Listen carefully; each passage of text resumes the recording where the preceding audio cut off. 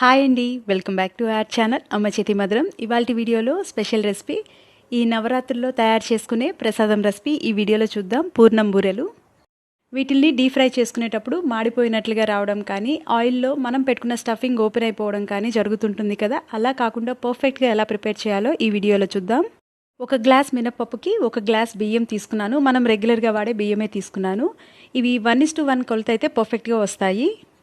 6 నుంచి 7 గంటల వరకు బాగా నానపెట్టుకున్న తర్వాత క్లీన్ చేసుకుందాము.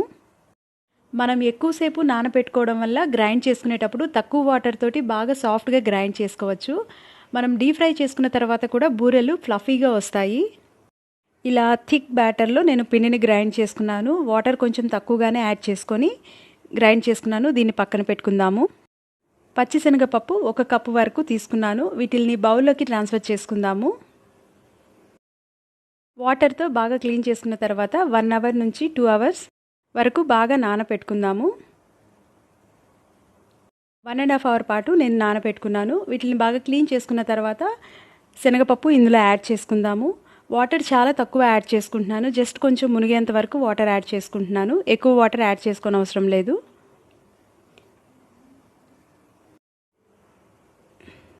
కుక్కర్ మూతతో కవర్ చేసుకొని 5 నుంచి 6 విజిల్స్ వచ్చేంత వరకు కుక్ చేసుకుందాము.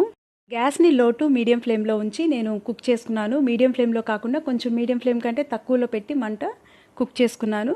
చూసారు కదా, బాగా పొడి పొడిగా అయిపోతాయి వాటర్ అనేది లేకుండా. మనం వాటర్ తక్కువ యాడ్ చేసుకోవడం వల్ల మ్యాష్ తోటి బాగా మ్యాష్ చేసుకున్న తర్వాత మనకి ఇలా డ్రైగా అయిపోతుంది. ఇందులో 1 కప్పు వరకు బెల్లం తురుము యాడ్ చేసుకుందాము. 1 కప్పు శనగపప్పుకి సేమ్ అదే కప్పుతో బెల్లం తురుము కూడా యాడ్ చేసుకోవాలి. ఇందులో 1/2 స్పూన్ వరకు నెయ్యి యాడ్ చేసుకుందాము. ఈ గీ యాడ్ చేసుకోవడం వల్ల కొంచెం వెట్నెస్ అనేది వస్తుంది. చూసారు కదా, బెల్లం కరగడం స్టార్ట్ అయిన తర్వాత మనకి కొంచెం తడి తడిగా అవుతుంది. అడుగంటకుండా దగ్గర ఉండి కలుపుకుంటూ ఉండాలి. బెల్లం కరిగే కొద్దీ మనకి కొంచెం లిక్విడ్గా అవుతుంటుంది. ఈ బెల్లం పప్పుకి పట్టేంత వరకు కలుపుకుంటూ ఉండాలి. ఫస్ట్ టైం ఈ పూర్ణం బూరెల్ని ట్రై చేసేవాళ్ళు పప్పు ఉడికించుకునేటప్పుడు ఎన్ని వాటర్ పర్ఫెక్ట్గా యాడ్ చేసుకోవాలో తెలియని వాళ్ళు కొంచెం ఎక్కువ వాటర్ యాడ్ చేసుకొని ఉడికించుకున్న తర్వాత కూడా అందులో వాటర్ ఉంటే ఆ వాటర్ని ఫిల్టర్ చేసేసి ఓన్లీ పప్పుని మాత్రమే మ్యాష్ చేసుకోవచ్చు. మంచి ఫ్లేవర్ కోసం ఇలాచీ పౌడర్ యాడ్ చేస్తున్నాను. నేను ఇలాచీ షుగర్ని మిక్స్ చేసి పెట్టుకున్నాను. అందుకే కొంచెం ఎక్కువగా యాడ్ చేసుకున్నాను. ఇందులో షుగర్ కూడా కలిసి ఉంటుంది కాబట్టి ఇలాచీ ఫ్లేవర్ కొంచెం ఎక్కువ రావడం కోసం 1 స్పూన్ వరకు యాడ్ చేసుకున్నాను. ఇలా బాగా మిక్స్ చేసుకున్న తర్వాత ఇందులో ఎండు కొబ్బరి పొడి కూడా యాడ్ చేసుకుందాము. ఎండు కొబ్బరిని సన్న పీసెస్గా కట్ చేసుకొని మిక్సీలో వేసుకొని పల్స్ మోడ్లో కొంచెం గ్రైండ్ చేసుకున్నాను. దీన్ని 2 స్పూన్ల వరకు యాడ్ చేసి 1 నిమిషం పాటు కలుపుకున్న తర్వాత 1/2 స్పూన్ నెయ్యి కూడా వేసుకొని బాగా కలుపుకోవాలి. ఎండు కొబ్బరిని మనం గ్యాస్ ఆఫ్ చేసుకునే 2-3 నిమిషాల ముందు మాత్రమే యాడ్ చేసుకుంటే మనకు ఆ ఫ్లేవర్ బాగా ఉంటుంది. ఇలా ఈ కన్సిస్టెన్సీ వచ్చిన తర్వాత మనం గ్యాస్ ఆఫ్ చేసుకొని పక్కన పెట్టుకుందాము. కొంచెం చల్లగా అయ్యేంత వరకు పక్కన ఉంచుకోవాలి. ఇది బాగా చల్లగా అయ్యేంత వరకు పక్కన పెట్టుకోవాలి. వేడి మీద మనం ఉండలు చుట్టుకోకూడదు.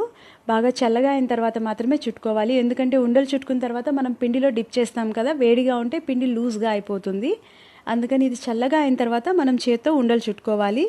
మనం కరెక్ట్ టైంలో గ్యాస్ ఆఫ్ చేసుకుంటే మనకి ఉండలు కూడా పర్ఫెక్ట్గా చుట్టుకోవచ్చు, లూజ్గా అవ్వదు. ఇలా అన్ని ఉండల్ని ప్రిపేర్ చేసుకోవాలి. పూర్ణాలని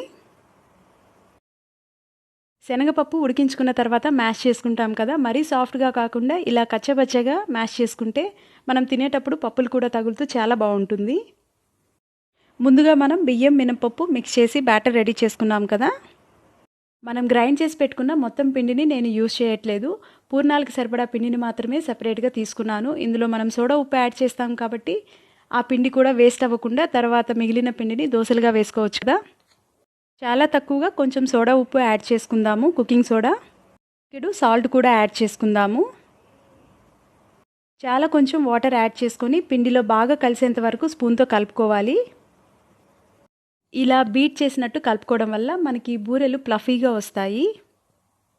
డీప్ ఫ్రై చేసుకుందాము. బాండలు పెట్టుకొని ఆయిల్ బాగా వేడెక్కిన తర్వాత గ్యాస్ని లో ఫ్లేమ్లోకి టర్న్ చేసుకొని ఒక్కొక్క పూర్ణంని ఈ పిండిలో 2-3 సార్లు డిప్ చేసుకోవాలి. అప్పుడు మాత్రమే పిండి మనకి పర్ఫెక్ట్గా అంటుకుంటుంది. ఆ తర్వాత మనం ఆయిల్లో వేసి డీప్ ఫ్రై చేసుకుందాము. ఇలా అన్నీ మనకి ఆయిల్కి తగినన్ని యాడ్ చేసుకోవాలి.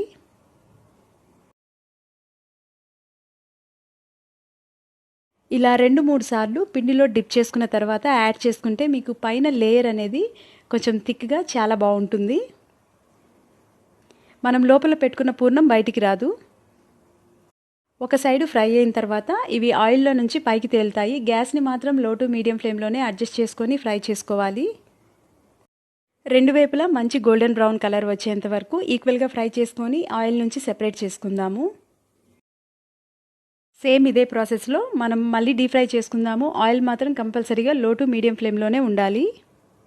హై ఫ్లేమ్లో ఉంచుకుంటే తొందరగా మాడిపోతాయి, లోపల ఉడకదు. ఇలా మంచి గోల్డెన్ బ్రౌన్ కలర్ వచ్చిన తర్వాత ఆయిల్ నుంచి సెపరేట్ చేద్దాము. సర్వింగ్ ప్లేట్లోకి తీసుకుందాము. మనం పిండి కలుపుకునే కన్సిస్టెన్సీ ఇంకా పూర్ణం కన్సిస్టెన్సీ కరెక్ట్గా ఉంటే మనకి పర్ఫెక్ట్గా వస్తాయి. అమ్మవారికి ఈ నవరాత్రి టైంలో పూర్ణం బూరెలు తయారు చేసుకుని నైవేద్యంగా పెడుతుంటాం కదా. మీరు కూడా ఈ చిన్న చిన్న టిప్స్ పాటిస్తూ ట్రై చేసి చూడండి, పర్ఫెక్ట్గా వస్తాయి. మీకు ఈ రెసిపీ నచ్చినట్లయితే ఒక లైక్ చేసి మీ ఫ్రెండ్స్ తోటి రిలేటివ్స్ తోటి షేర్ చేయండి. నన్ను సపోర్ట్ చేసి సబ్స్క్రైబ్ చేయండి అమ్మ చేతి మధురం ఛానల్ని. పక్కనే ఉన్న బెల్ ఐకాన్ని ప్రెస్ చేస్తే మీకు రెగ్యులర్గా నోటిఫికేషన్స్ వస్తాయి. Thank you.